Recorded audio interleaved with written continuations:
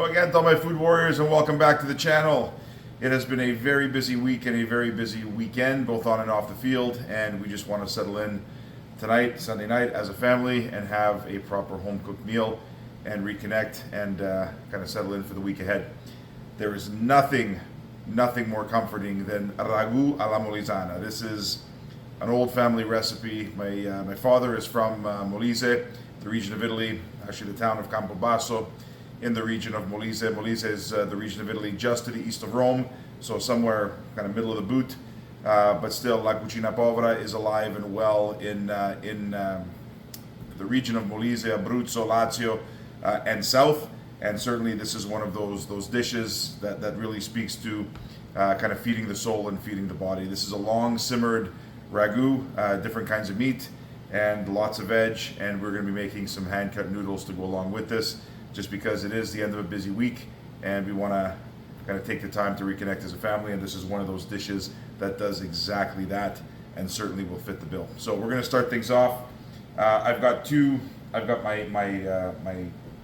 my Dutch oven here where we're going to be making our sauce, and then we've got a frying pan here. What I'm going to do in this skillet is I'm just going to get some heat under here. What I'm going to do is we're going to brown our meat at the same time that we are going to sweat off our veg. So just to give you a sense as to the variety of meat that we're going to be using in this ragu, we have 4 beautiful spicy Italian sausages. We have a beautiful beef shoulder roast. This is from the bottom blade of the beef shoulder. This is an absolutely fantastic cut of meat for this. It's got beautiful intermuscular fat within the muscle, and it's got a good bit of fat and gristle on the outside as well. This will melt as it simmers for 3 hours, and it will turn into gelatin. It will give the ragu a beautiful mouthfeel and a beautiful rich depth of flavor. We also have a rack of pork side ribs. So we have pork sausages, beautiful rack of pork side ribs, and a beautiful beef roast here that we're going to cut up. So what I'm going to do is we are going to get our meat cut up. We're going to get this browned off. I'm going to do this in a couple different batches because I don't want to crowd the pan. But as this is going, we're going to get our vegetables processed up nicely and sweating off in our pot, so that way we're going to cut down on a little bit of the prep time. So to start things off, let me get my beautiful beef shoulder roast here. This is great for pot roasts as well, for Italian stews known as spezzatino. Just an absolutely fantastic cut. Not very expensive, but this is one of those cuts that with a long cooking time is absolutely fantastic. So all I'm going to do with this is I'm going to cut it up into, let's see, look at this, it's already cut for me here. We're just going to cut this right down the middle. I might cut this into 4 or 5 large pieces by the time this is done cooking. We are just going to flake this right into our ragu. There we are. So 1, 2, 3, 4, and 5. And as I mentioned earlier, we have a good bit of gristle and connective tissue here. This will melt down, and all of this will just go a long way towards flavoring our ragu. So we'll just put this off to the side, and we will get our rack of pork ribs here. These are side ribs, and all I'm going to do is just flip these over and cut right between the ribs. And there we are. I'm going to use this entire rack of ribs to flavor my sauce as well, and this will impart some fantastic flavor. When you're making a ragu of this nature, you don't want to use an expensive cut of meat. The less expensive and tougher the meat is, the better the ragu seems to turn out. And so this is just that type of dish. Long cooking time, slow cooking, and we get the best out of our ingredients. There we are.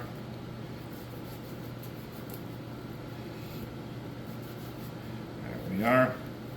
And one last rib. There we are. So we'll get all of these ribs onto our tray as well. Now all we're going to do, I'm going to move this board out of the way.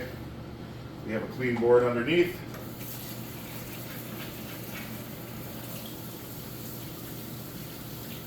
All right. going to do is just get a little bit of extra virgin olive oil in our pan. Our pan has a good bit of heat under it, and then we will get our meat right in there as well. There we are. We don't need too much. All we want to do is just very, very quickly salt and pepper our meat before we get it in there. We'll start with our sausages. There we are. This is a beautiful pork sausage. I found these at my butcher this week. They look absolutely fantastic. I know we've mentioned making sausages on this channel, and we will, but until we do, there's absolutely nothing wrong with a good quality, commercially made pork sausage where you know your butcher, you know the quality of the meat that they're using, and you know the seasoning profile that they're using in there as well. So we will just get this meat lightly seasoned, a little bit of salt and pepper. There we are. And we'll just give this a toss. I have one clean hand and one hand that I'm using to just toss around my meat here. And we are going to get these guys in the pan as well. So we don't want to crowd our pan. There we are. That is just about where I want to be. And so we're going to move this off to the side. I'm just going to wash my hands. We're going to let this go. And then we're going to start with our veg. So I will see you in about 30 seconds. All right, we are back on my clean board where I'm now going to be processing my vegetables. I have my trusty box grater. In this ragu, I'm going to be using a couple of large carrots, a couple of small zucchini. I have one white onion, 5 or 6 ribs of celery, and 4 cloves of garlic, in addition to the ever-present chili pepper. If you don't like things spicy, by all means, feel free to leave that out. But if you live in my house, you'll learn to like it. All right, so what we're going to do is we're going to start things off with our zucchini on the small end of our box grater. And all we're going to do while our meat is searing off is just grate our zucchini. So I'm going to take these guys to task, and I will see you in about 1 minute. All right, we are back. So I have grated my 2 zucchini and my 2 carrots on the small edge side of a box grater. The other vegetables I'm going to cut by hand. And as always, I have 1 big white onion here. All I want to do with this onion is cut it up. It doesn't really matter. The size is kind of unimportant because this is going to cook for a long period of time. And so with that, I don't need to cut this up too fine, so I'll give this kind of a medium dice. But I find if I put an onion in a food processor or grate it on a box grater, it tends to release a fair bit of water, and that liquid tends to overpower the dish with the flavor of onion, and I want all of my flavors to be in balance. So nothing too fancy, just keep it rustic. Remember, you pay more for that in a restaurant. This is absolutely a perfect example of la cucina povera, which is really peasant food in the south of Italy. And this is one of the most flavorful dishes that you will ever have the pleasure of eating, I promise you. So I will just take care of the rest of these vegetables. My onion, my chili pepper, I've got 5 or 6 ribs of celery, 4 cloves of garlic. I will chop all of this up by hand, and I will see you in about 1 minute. All right, we are on our second batch of meat here browning. All I'm giving this is about 5 or 6 minutes per side on a good medium-high heat. Nothing more seasoning than just a little bit of salt and pepper. That's all we're really looking for, simplicity of flavor. But really, this browning is going to give our ragu an absolutely fantastic depth of flavor. In our Dutch oven, I've just got the heat on here. We're going to put a little bit of olive oil in our pan. And we are going to start to sweat off our vegetables. Probably 5 or 6 tablespoons. There we are. And here's all our vegetables, our celery, our garlic, our onions, our carrots, our zucchini, and our chili pepper. We are going to get this right into our Dutch oven. We're not looking for a whole lot of color. There's a lot of moisture in these vegetables. All we want to do is just sweat these off, and these will melt throughout the long cooking time for our ragu. There we are. Get everybody into the pool.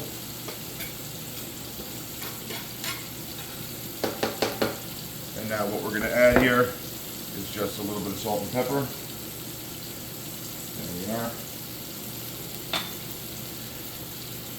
And a good pinch of freshly cracked black pepper. And we are just going to mix this around. And we are going to let this start to just sweat away. All we want to do is bring some of the moisture out of those vegetables. We want them to sweat down. Not a whole lot of color, but we just want the liquid to come out of these vegetables. And this will concentrate in flavor as that liquid just evaporates off. So I'm just going to keep giving our meat a quick stir here, making sure that we're getting a good bit of brown on all sides. I still have a few ribs to do, so I will let this go and I will see you in about 5 minutes. All right, we are back. Our vegetables are beautifully sweated down. Our meat is just about done. And so what we're going to do is we're going to take the meat that we already have here, beautifully caramelized, and we're going to put this right into our Dutch oven. So we are going to start with our hunks of beef shoulder. There we are. Get this right into the bottom. There we are. From there, we will position our sausages. There we are. And then we'll get our pork ribs in there as well. Now this is absolutely gorgeous. We're going to get all of those resting juices in there as well. This is where the depth and concentration of flavor comes from. We don't want to waste any of this. As a matter of fact, I'm going to take my spatula here and we are going to get every last drop of those resting juices. There we are. There. All right. And now we've got the last of our ribs here. These guys are looking good. I think these are about there. And so we will put these in our pot as well. All right. Now we have a ton of flavor here at the bottom of our pan. We have all of these beautiful caramelized meat juices. We don't want to leave any of those behind, and so we have a half a liter of a good quality red wine.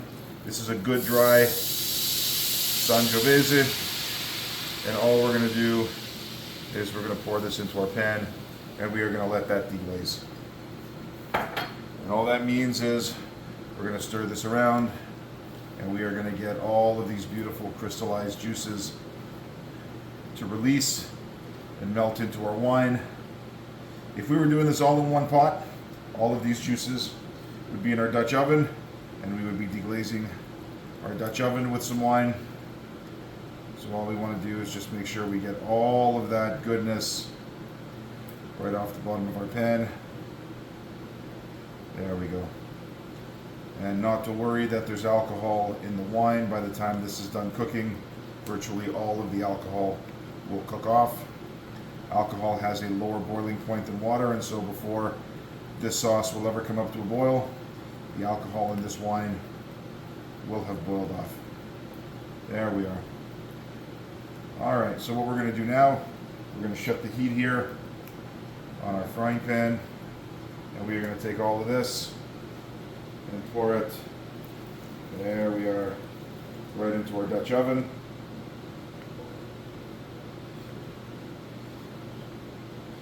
There we are.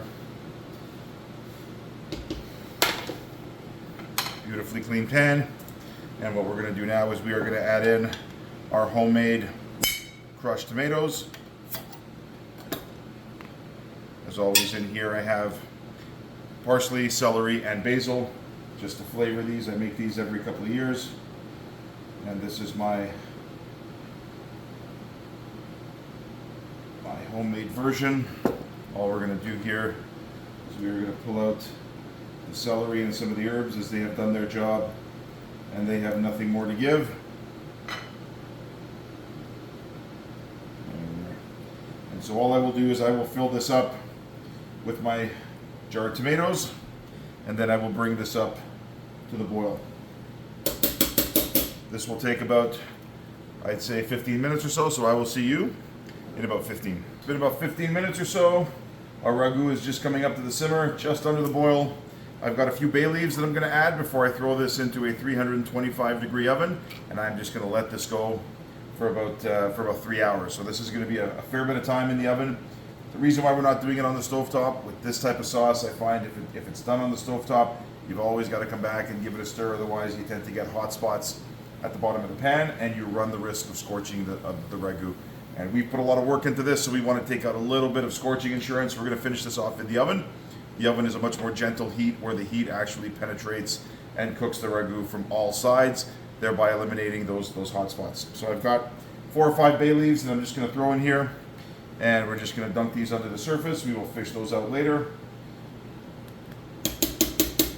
All I'm going to do now is take my Dutch oven, put it on a sheet pan, and like I said, throw it into a 325 degree preheated oven for 3 hours. In 3 hours time, that meat will just be falling apart tender. All of the vegetables will have completely dissolved. They will have thickened our sauce. I'm not going to put a cover on this. I'm going to leave it completely uncovered, and it will just continue to reduce and slow cook in the oven. Will be absolutely fabulous in 3 hours time. So I'm just going to throw this in the oven. We're going to give this a quick wash down, and then we'll be back with something special. I will see you in 5 minutes. All right, our ragu alla Molisana is in the oven, just blipping away and doing its own thing. When we're making something that's this special, you know what? Only the best will do when it comes to pasta. And what we're going to do today is we're going to make some handmade noodles. We're going to make some beautiful pappardelle to go with our ragu. What we have here, because we want leftovers for the week, we're batch cooking today, so we don't just want to eat tonight, but we want to have an opportunity to eat multiple times throughout the week. And so what we have here is 800 grams. This is a mix of 400 grams of a good organic all-purpose flour and 400 grams of a good stone ground durum semolina. This is a 00, very, very fine. And so what we're going to do in our traditional method, our well method, we're going to take our flour and we are just going to put it right on our work surface here. Now what we're going to do with our hand is we are just going to make a well in the middle of the flour. There we are. Just to make sure that we don't have our egg mixture running all over our work surface. There we are. All right, this should be plenty. And now what I have here, these are 8 extra large eggs. What we're going to add to this is a couple of ounces of a good extra virgin olive oil. The reason why we add this, it makes our pasta a little bit silky, much more silky than if we didn't. We're not going to add any salt because we are going to cook this in boiling salted water, and so we don't need to add any salt at this point, but a little bit of olive oil makes a much silkier noodle, and so we don't skip this step whenever we're making our fresh pasta. Our ratio is always 100 grams of flour to 1 extra large egg, and in the event that we need a little bit more moisture, I've got my my little carafe here of water just in case we need another splash of water. It is humid today, but it has been dry in recent days, and so flour is one of those things that does pick up moisture from the air during times of year, like over the summer months where there's more ambient humidity in the air. The flour will absorb moisture out of the air and absorb less moisture from the liquid that you add to it. And so today we're going to see if our ratio holds up. 1 extra large egg to 100 grams of flour. So we will just put this right in the middle of our well here. There we are. All right. Put this over here. Now all we're going to do with our hands, we're just going to work a little bit of the flour from the outside of the well into our egg mixture. We don't want to breach the wall, otherwise we're going to be chasing our egg mixture all over the counter, and that's not what we want. So what we want to do is keep our fingers well spaced, and as we do that, we will start to incorporate flour from the outside. Our egg mixture will get thicker and thicker, and the thicker it gets, the less risk there is of it reaching the wall and going all over the counter. There we are. And so this is getting beautifully thick. There's no risk of the egg going all over the counter, and so we will just start to bring the walls of the well in and incorporate more flour as we go. You notice I'm going around, but I always have this protective layer here closest to me, just in case. We don't want to have any egg mixture on the floor, and so we thicken it up as much as we can with the other flour before we get all of this going. There we are. So we are just going to knead this together until it comes together and we have one uniform dough. And so this will take probably about 10 minutes or so. And so I will see you in about 10 minutes time. We've been kneading our dough, so it is coming together into one solid mass. So all we're doing is with the palm of our hand, spreading it out, using the weight of our shoulders to really move that dough around. There's a little bit of crumb here that's not quite coming together, and so what we're going to do is we're just going to add maybe a couple ounces of water, and we're just going to get this hydrated so that we can get this incorporated into our larger mass. So a little bit of water was necessary, not an issue at all. And so we're just going to continue to bring this all together, continue to knead this into one solid mass, and we know we're done once the dough no longer sticks to our hands. And so we will continue to knead this, I'd say, for about another 5-6 minutes or so. So I will see you in that time. We are just about there. Our dough has come together into one beautifully uniform mass. It's just slightly tacky to the touch, but it doesn't stick to our hands. This is exactly what we're looking for. And so all we're going to do now is we're going to put this in the fridge to continue to hydrate for about an hour or so. So all I'm going to do is I'm going to put this into one piece of plastic wrap here, and I'm just going to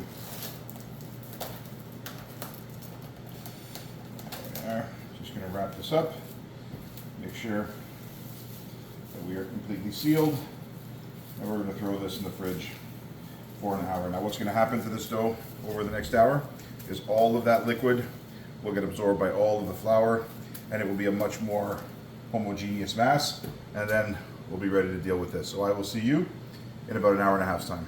All right, we are back, and we are about 40 minutes away from our sauce being ready, and so we've just taken our pasta out of the fridge. I'm just going to unwrap this. It feels nice and silky, and so we will just take off the plastic wrap. There we are. Oh yeah. It's certainly firmed up, nice and tacky. So what we're going to do is we are going to cut this with a board scraper. There we are. And see, now as we look at the inside of this, it's all completely uniform, it's all completely homogeneous. Had we cut this as soon as we made it, we would have seen a lot of different variations in terms of just the amount of moisture that would have been absorbed by the flour. And so it's much more uniform now. We will just cut this into a few pieces. Maybe we'll cut each half into 6. There we are. All right. Now we'll take a couple of pieces here to start with, and we'll just keep the rest of our dough covered so it doesn't dry out and form a skin. What I have here is a little pile of durum semolina flour. This is just going to help us make sure that our dough doesn't stick. There we are. And we'll just, as we flatten this out, there we are. This will make sure that our dough doesn't stick to the surface and doesn't stick to each other. There we are. So we'll start by flattening this out by hand first. And then we're going to put this through our machine. Now we can do this with a rolling pin in the event that we don't have one of these pasta rollers. We have one, and so we're going to use it. Mine has, I believe, seven gradations on the dial. Usually 6 is the one that I like to use for pasta. It's not too thin, but it's thin enough to be beautifully delicate. And every time we change the setting, it gets a little bit thinner and a little bit thinner, and so there we are.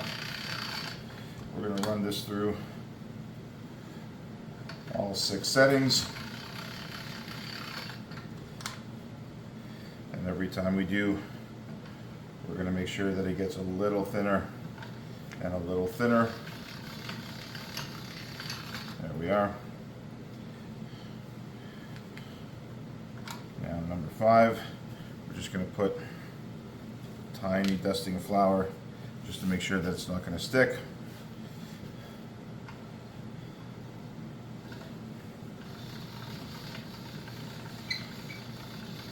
There we are. And now our last one.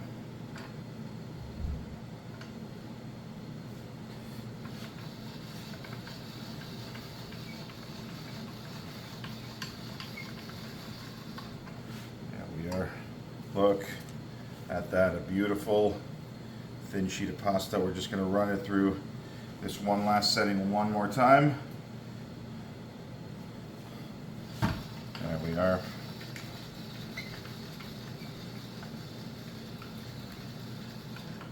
Perfect.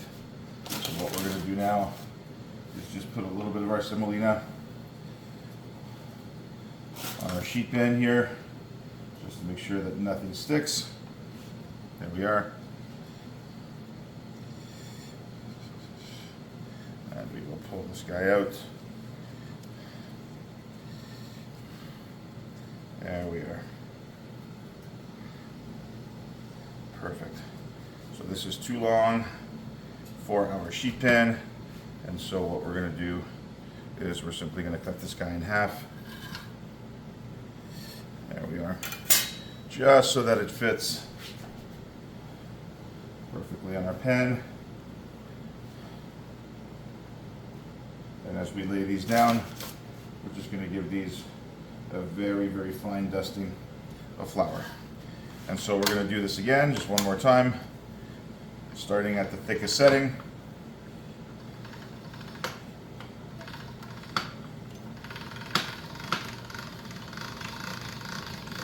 There we are. And we'll run this guy through one more time. All right. So we go one thinner.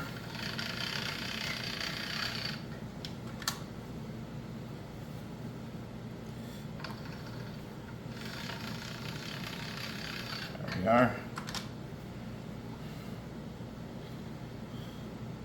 One thinner.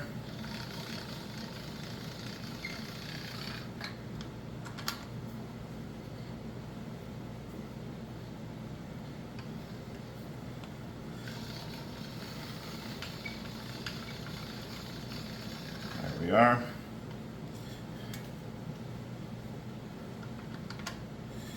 And this is going to be the last one, so before we do that, we're just going to give it one very light dusting of our semolina on either side, just to make sure that we don't stick, and then very gently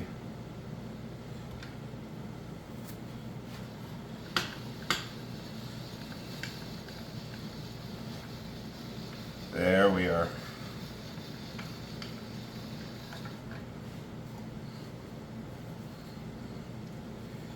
We're going to go one more time, just to make sure we've got it down.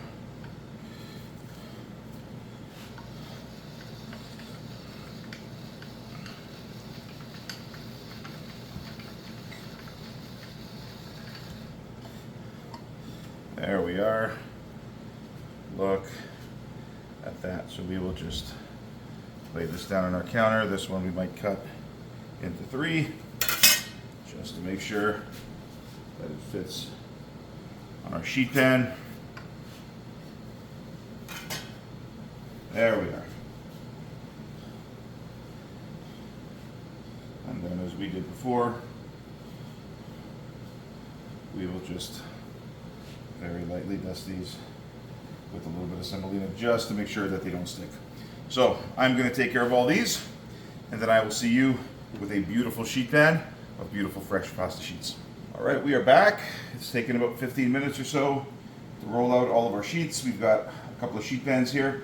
All we're going to do now is we are going to cut these noodles by hand. And so what I've done, I want to make sure these are properly floured so they're not going to stick.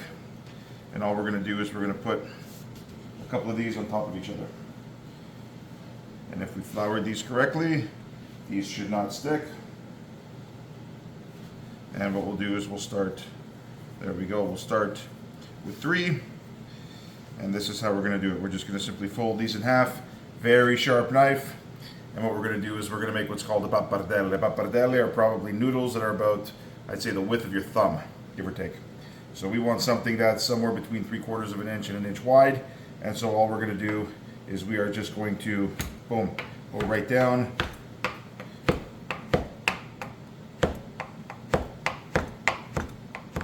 There we are, and done. And then all we're going to do, we're going to take a little bit of flour.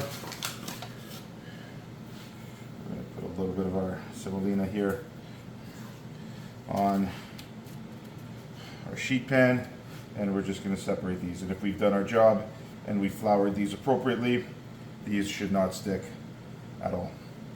And so this is how we make hand-cut noodles. We're not going to use the attachment on the machine. I find those are way too thin. If we wanted to make something like spaghetti or tagliolini, they would be very, very thin. Otherwise, we could make, linguine, fettuccine. We could make a pappardelle. Pappardelle is my favorite noodle, and these are absolutely beautifully silky as we cook these. Beautiful egg noodle. And I am making these a few minutes before I'm going to put my water on, just because I want these to dry out just a touch. And so we're going to do this one more time before I take care of the rest of these. We've got 1, we've got 2. We'll give this guy just a little bit more flour. We'll get a 3rd sheet here. Beautiful. We'll just fold these over once. Secret to this is a very sharp knife. Boom. And have the courage of your convictions. There we are. And just cut right through. We'll finish this guy off. Boom, boom, boom, boom, boom. And if some of these happen to be a little bit thick, a little bit thicker, a little bit thinner, this is the hallmark of a hand-cut noodle. Not everything is perfectly uniform, and that is fine by me. That is exactly how it was done in the old country, and that is exactly the style of noodle that we are looking to create here today. Not everything is factory made. These are all made by hand. The dough was worked by hand. The noodles were cut by hand. And that's really the experience that we're going for here. If you've never had a beautiful handmade noodle with fresh pasta, I'm telling you, it feels like silk in your mouth. These are absolutely gorgeous. All right, so I will take care of the rest of these noodles. What we'll probably end up with is a couple of trays of finished product. So I will take care of these, and I will see you in 2 minutes. All right, home stretch. Our ragu is out of the oven. It's just on a low heat, being kept at a simmer. Oh, the smell in here is absolutely phenomenal. All we're going to do now, we're going to take the heat down to a bare minimum, and we are going to fish out a few of these beautiful pieces of meat. We're going to start with a couple of our sausages here. Oh, these are absolutely just gorgeous. We've got our ribs, and some of these ribs have a little bit of a char from being in the oven. That is perfectly fine from just having been exposed during that 3-hour cooking time. The only meat that I'm really going to shred up and add back to this sauce is going to be our beef shoulder. Everything else, Just going to keep our bay leaves here off to the side. But everything else we're going to put on this platter. And this way, as we are having our dinner, if someone wants a rib, they can simply serve themselves. These are so tender. These are so tender, absolutely just fall off the bone. I mean, just look at that. Just look at that. Oh, look at that. Just gorgeous. So I'm going to pull all of these out, and then I will have our beef shoulder left over. I'm going to put that on the board, and I will see you in about 30 seconds with that step. We are back. All of our beef is on our board. Oh, I mean, look at this with a fork.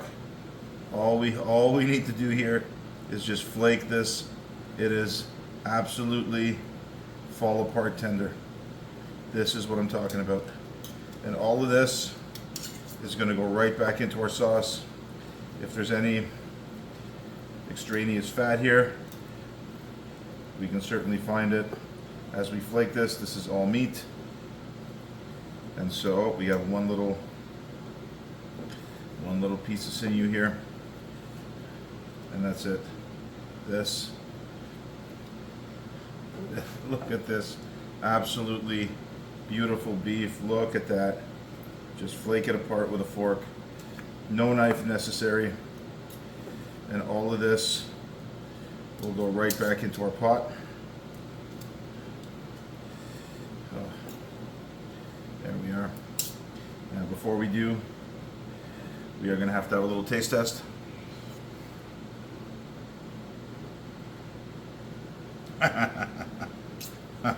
Absolutely spectacular.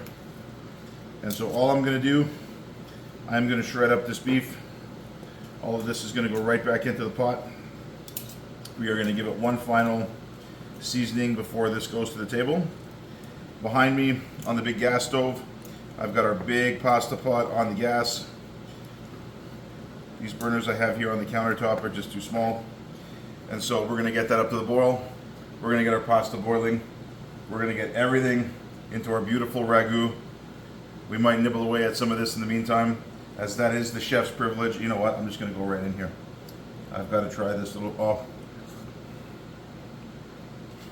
You've got to try this. You absolutely have to try this. I'm getting ahead of myself here. All right. I'm going to shred this back in the sauce. We're going to come back with a final taste test, a couple of adjustments, and then we're going right to the plate. I will see you in about 5 minutes. All right, what I have here is a beautiful bunch of fresh basil. We're just going to give this a rough chop. This is what we call il sapore del giardino, the flavor of the garden that we are going to bring to this dish to just liven it up. We have a lot of beautiful, rich flavors that have come through from long cooking time. And all we're going to do now is we're just going to add a beautiful bunch of fresh basil just to lighten it up. There we are. We will get all of this in, and then we will give it our final taste test. There we are. We want to keep that basil fresh. That's why we're just adding it at the end. We want that flavor to really pop.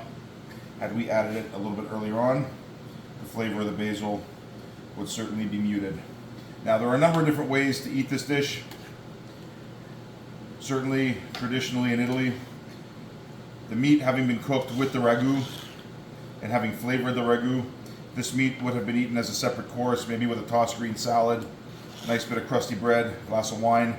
That would have been the way to go. And then the sauce would have been served with pasta. In this case, we're serving it all together. We're going to have the meat as an accompaniment to the pasta. You know, back in the day, there wasn't much meat to go around, and so meat was certainly dealt with as more of a special occasion type dish. And with that, it was meant to be stretched as much as it could. I'm just going to give this a quick taste.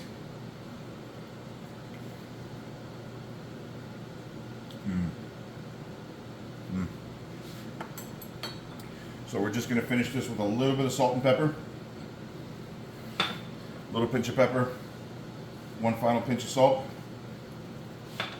Now we didn't add any salt at the beginning other than what we seasoned the vegetables with and what we seasoned the meat with. And so all of the tomato product that went in had no salt in it. And so at the end, this is when we wait to make our final adjustments. There we are. We're going to give this one final taste.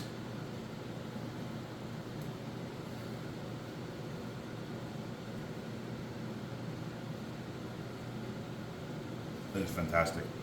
The depth, the flavor, the richness of flavor.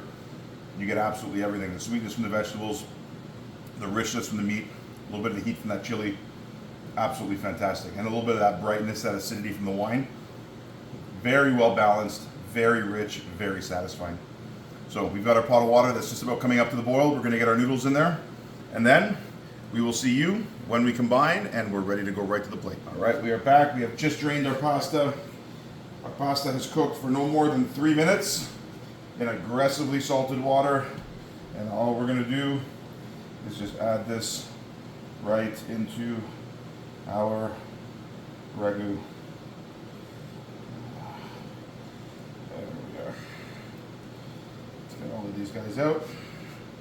We've got one or two left in here. Nobody left behind. There we are. All right. Now what we will do is we will just fold these beautiful noodles into our ragu. Oh, look at that.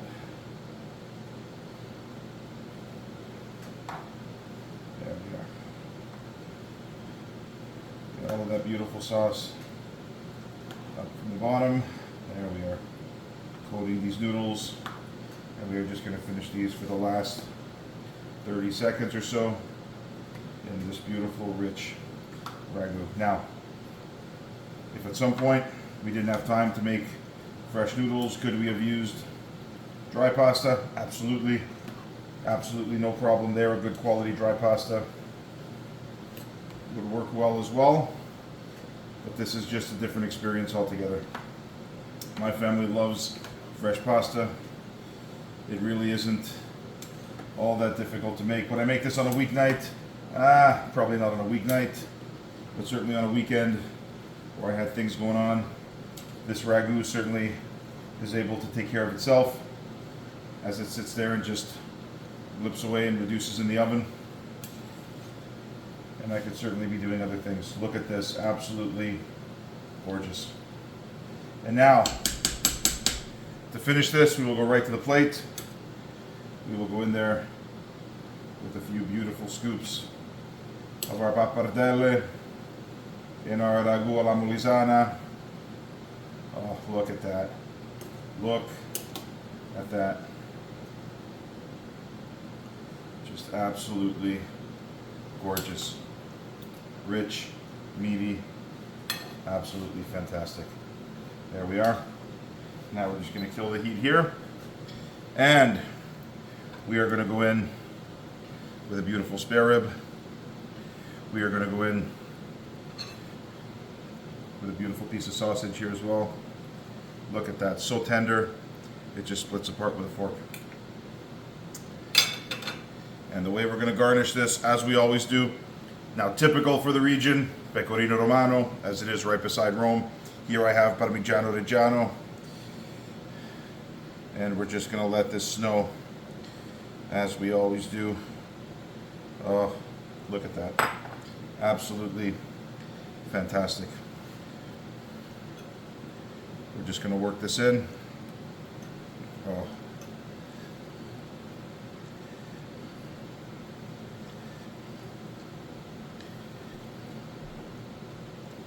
Look at that. Now that is a bite.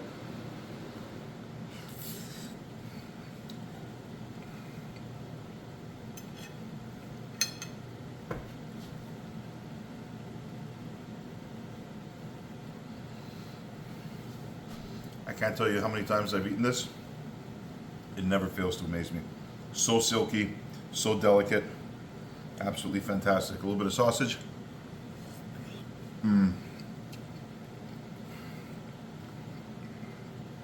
That sausage is beautifully tender. It's picked up all the flavors of the ragu. And you know what? We're gonna get right in there with this rib.